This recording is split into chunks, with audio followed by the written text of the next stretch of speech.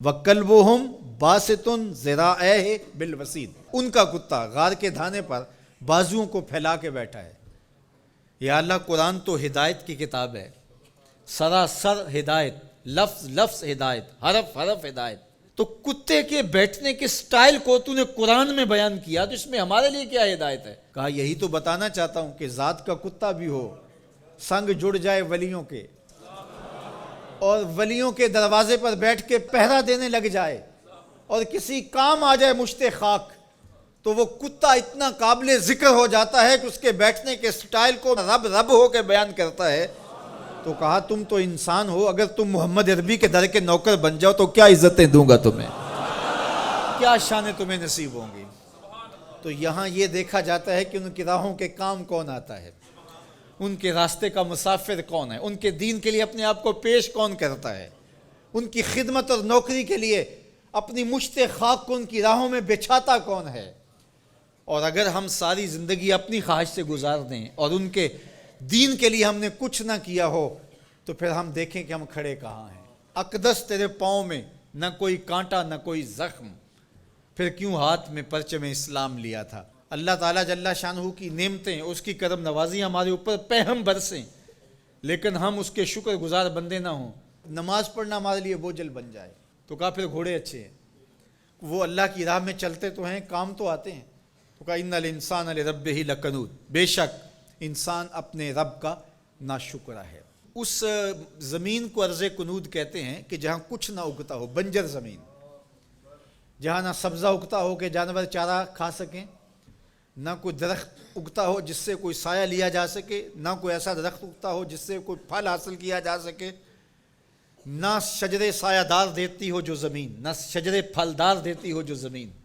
نہ کسی جانور کے چارے کی ضرورت کو پیش کرتی ہو جو زمین، اس کو کہتے ہیں ارض کنود۔ وہ بنجر شخص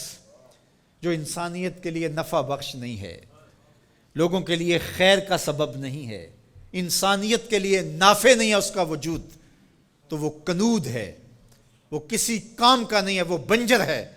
اللہ کہتا ہے اس بنجر انسان سے میرے محبوب کے غلاموں کے گھوڑے اچھے ہیں۔ اصحاب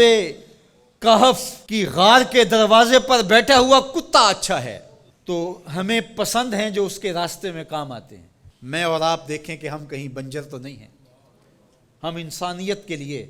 نافع ہیں، یا ہمارا وجود اس دھرتی کے لیے بوجھ ہے، ہم لوگوں کے لیے ضرر کا سبب ہے۔ جہاں سے گزرے لوگ تکلیف محسوس کرتے ہیں، کبھی کسی کی غیبت کی، کبھی کسی کی عزت اچھالی، کبھی کسی کی ماں بہن اور بیٹی کی آبرو پہ گلی محلے میں بیٹھ کے آوارہ لوگوں کی طرح باتیں چھیڑ دیں، کبھی ہم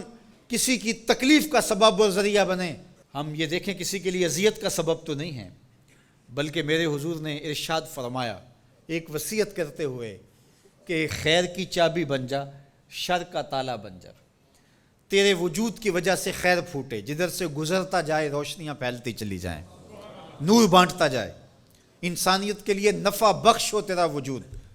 نہ یہ کہ تیرا وجود لوگوں کے لیے اذیت کا ذریعہ ہو، حتیٰ کہ تیرے لیے کسی کی زبان سے خیر کے کلمے نہ نکلیں۔ ایسے لوگ کتنے ہیں کہ جب وہ مر بھی جاتے ہیں